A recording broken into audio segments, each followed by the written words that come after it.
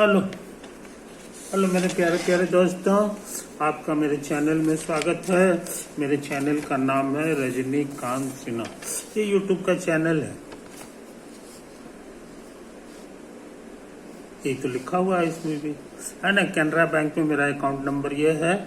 इसी में तुम्हें सेंड करना है सिर्फ 100 रुपया, है ना, पर 10 वीडियो।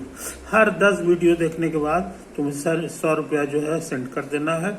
खुद ब खुद, किसी से पूछने की जरूरत नहीं है। ये अकाउंट नंबर है, ऑनलाइन पेमेंट कर देना है, यही चीज है। अच्छा, उसके बाद ये हमारा लेक्चरर कौन है, कौन लेक्चर देगा? तो मैं ही रजनीकांत सिन्हा हूँ। मेरा क्वालिफिकेशन हिंदुस्तान में सबसे ज्यादा है। MSc, gold medallist, PhD, author of 5 books published by Springer Germany, है ना। ये चाहिए, इतना बड़ा काबिल आदमी जो है तुमको हिंदुस्तान में तो कम से कम नहीं मिलेगा। अच्छा, मेरा ईमेल एड्रेस क्या है सो देख लो, यही सब है। कोई बात हो तो हम ये मेल कर सकते हो। मोबाइल नंबर ये है। मैं क्या पढ़ाऊंगा?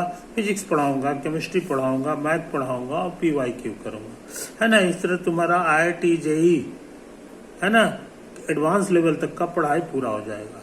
ओवर आगे बढ़ जाए, आगे अभी मैं क्या करूंगा? तो अभी हम जो है कॉन्सेप्ट्स ऑफ फिजिक्स का chapter number 5, Newton's laws of motion,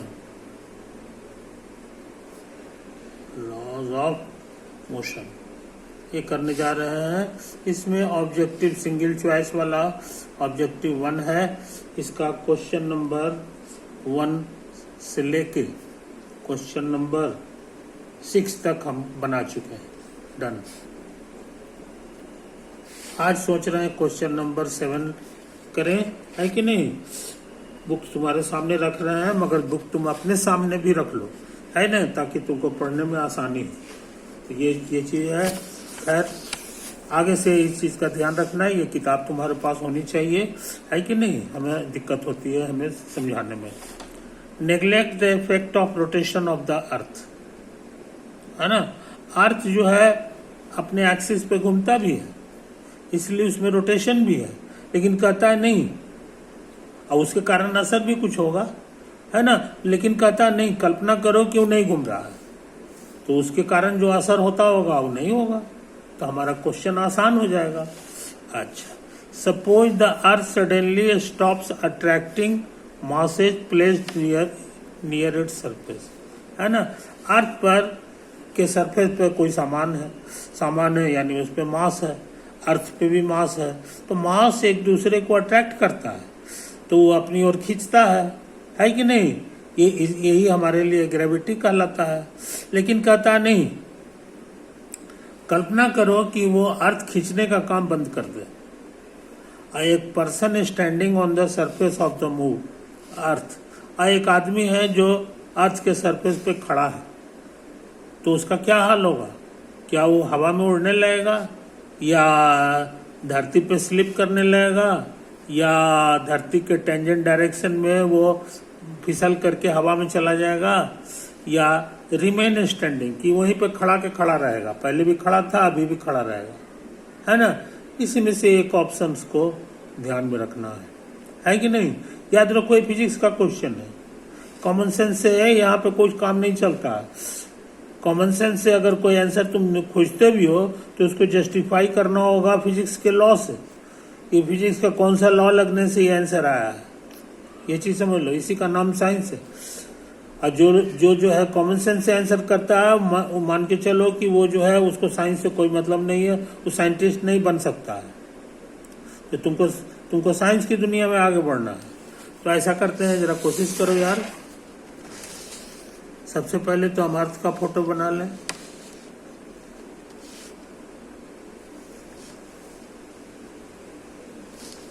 यही हमारा अर्थ, इसमें मास है, याद रखो। चूंकि स्फेरिकल शेप का है, इसलिए इसका सेंटर भी होगा, और इस पर से एक आदमी है जो खड़ा है,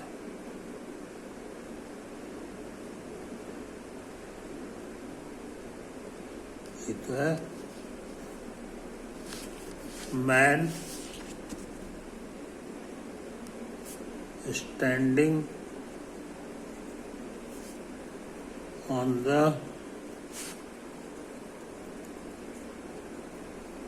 सरफेस ऑफ द अर्थ। आई बात समझ में? अच्छा, और अब ये समझ लो यहाँ पे बढ़िया से, आमतौर से जो सही सही अर्थ रहता है वो यहाँ पे नॉर्थ पोल होता है, और इसी के अबाउट ये घूमते रहता है, इसी के अबाउट ये ऐसे ऐसे घूमते रहता है कि नहीं? इसी डायरेक्शन में ये घूमते रहता है, ये एक्चुअल अर्थ है। लेकिन हाँ, इससे क्या होगा कि इस पे जो भी चीज है वो भी इस रास्ते पे घूम रहा है, ऐसे ऐसे ऐसे आदमी भी जो है बेचारा ऐसे ऐसे ऐसे ऐसे ऐसे ऐसे घूमेगा, तो ये एक तरह का सर्कुलर पाथ हो गया, सर्कुलर पाथ हो गया। बात समझे? ये तो है। तो सर्कुलर पाथ के केस में तुम पढ़े हो 24 घंटा में एक चक्कर लगा लेता है ना, कि तुमको पता है सेंटर की ओर एक तरह का एक्सेलरेशन लगता है, उसी एक्सेलरेशन है ना, एक्सेलरेशन लगता है इस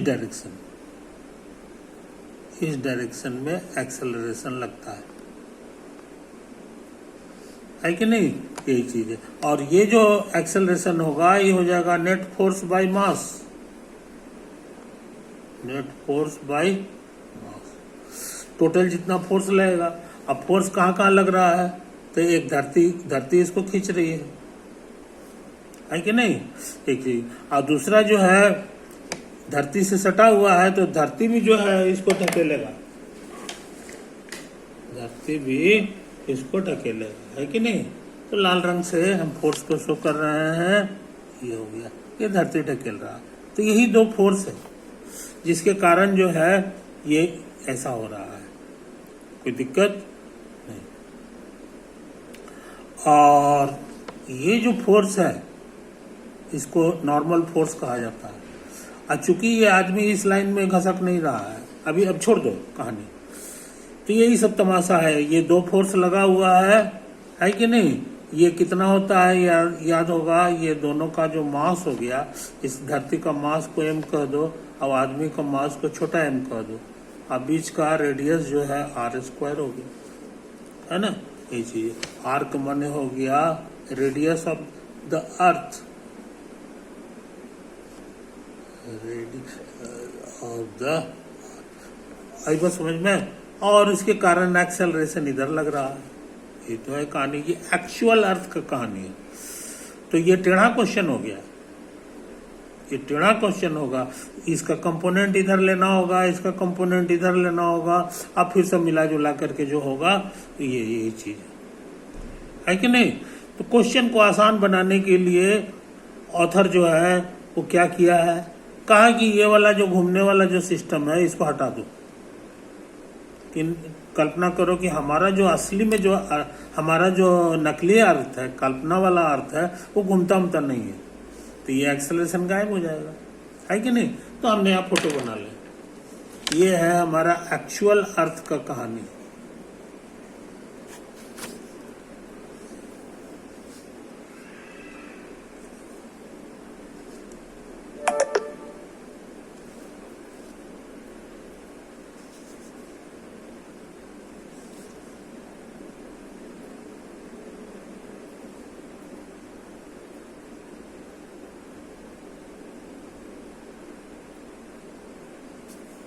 ये है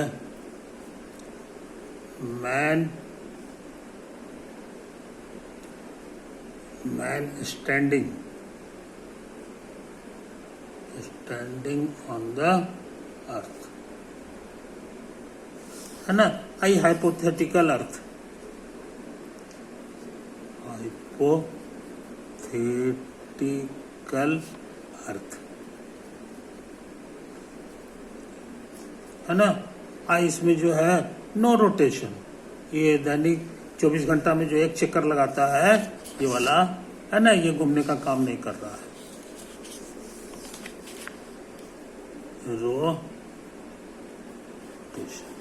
क्लियर हुआ? ठीक है। हाँ, अब कहोगे कि अब बताइए क्या हाल होगा। तो इसमें मास m है, इसका मास m है, तो इस आदमी पर जो फोर्स लगेगा वो अट्रैक्शन फोर्स लगेगा। अब वो कितना लगेगा सो समझ लो। वो फोर्स जो लगेगा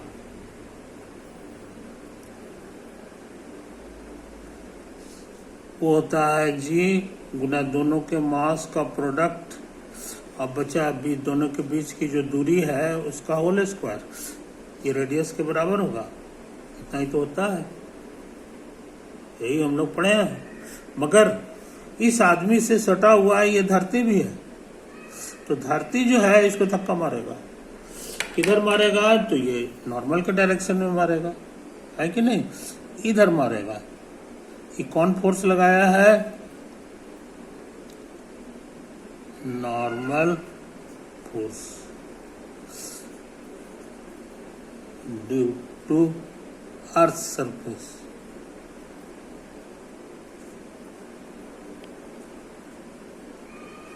क्लियर हुआ? ठीक है। अच्छा, इसका नाम जो है तुम स्क्रिप्ट इन दे दो। तो इस आदमी पे बस यही दो फोर्स लग रहा है, एक ये लग रहा है और एक ये लग रहा है ना? ये कितना है सो ये देखो, और ये आदमी रुका हुआ है, याद रखो, एट रेस्ट। इसका मतलब है कि नेट फोर्स 0 है, एक्सेलरेशन नहीं लग रहा है इस पे। अगर ये ज्यादा रहता तो जमीन के अंदर था आदमी धंस जाता, अगर ये ज्यादा रहता तो हवा में उड़ने लगता। तो ऐसा तो कुछ है नहीं, रुका हुआ है। ये इशारा करता है कि हियर ये जो n है और ये जो g है ये दोनों के दोनों बराबर है इस केस में, इस केस में। ये बात समझे? अच्छा, लेकिन कहता है ये केस भी सही नहीं है, ये केस भी सही नहीं है। कहता है धीरे धीरे ये जो फोर्स है ना, जो मास के कारण लग रहा है, मास के कारण जो फोर्स लग रहा है वो धीरे धीरे खत्म हो रहा है। समझे कि कल्पना करो, कहीं भी मास नहीं है, नहीं इसके पास मास है नहीं इसके पास मास है, तो ये फोर्स छोटा होने जा रहा है। और यहाँ तुम देख रहे हो कि दोनों का साइज बराबर है, यानी ये छोटा होगा तो ये भी छोटा होने लगेगा, है कि नहीं? ये अगर खत्म हो गया तो ये भी खत्म हो जाएगा। तो इन आवर केस हमारे केस में n भी 0 है एंड ये जो फोर्स ऑफ ग्रेविटी जो लग रहा है ये भी 0 है। आई बात समझ में? तो कहीं कोई फोर्स नहीं लग रहा है, कोई फोर्स नहीं लग रहा है। और न्यूटन फर्स्ट लॉ क्या कहता है?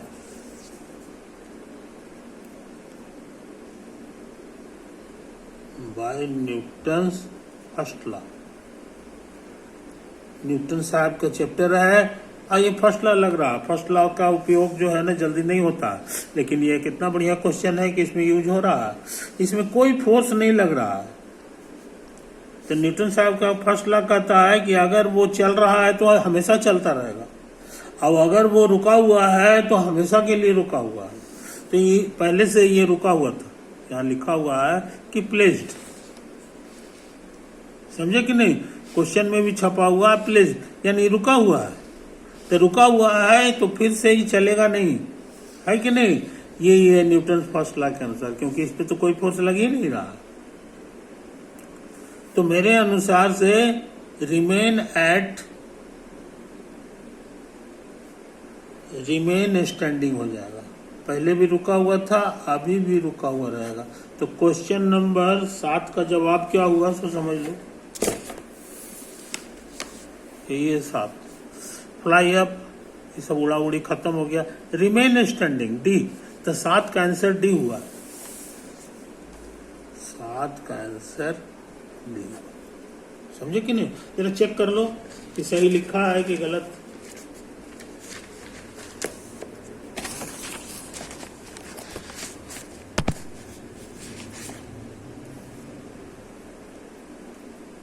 ये 6 है और ये 7। 7 का आंसर डी इसमें भी है ना। इसलिए हम लोग सही सही बनाए हैं। समय ज्यादा हो गया मेरे दोस्त, यही तो बात है, यही बात है। अच्छा, अब तुम ये भी जान लो, तुमको हम इसमें बता चुके हैं कि अब हम हर वीडियो में बताएंगे कि मेरे व्यूज कितने हैं। तो व्यूज हमारा जो है ना, व्यूज हमारा 18 हो गया है, समझे कि नहीं। पहले 10 के अंदर रहता था, अभी थोड़ा सा बढ़ा है। और सब्सक्राइबर भी एक ठो बढ़ गया है, सब्सक्राइबर हमारा +1 हो गया, पहले से ज्यादा हो गया। अभी जो है सब्सक्राइबर हमारे 665 हो गए है कि नहीं। ये चीज इसलिए खुशी की बात है कि नहीं। तुम जो है अपना पेमेंट जो है हमको भेजते रहो, क्योंकि हमको खर्चा नहीं यार, है कि नहीं। छोटी छोटी रकम है, नहीं भेजोगे तो हम तो भूखे रह जाएंगे ना। तो रजनीकांत वीडियो कैसे बनाएगा। इसलिए इतनी समझदारी तुम में होनी चाहिए कि हमारा पेमेंट जो है बिना किसी से पूछे हुए भेज दिया करो, है नहीं। छोटी छोटी रकम है, 10-10 रुपया, 20 रुपया, 100 रुपया, जब 100 रुपया जब हो जाए तब सेंड कर दो, है कि नहीं। तुम्हारा हमसे ज्यादा पैसा तो तुमको और चीज में खर्चा होता होगा, है ना। तो ये पढ़ाई हमारी जारी रहेगी और ये जो है हम खुशी खुशी सारा काम करेंगे। ओवर।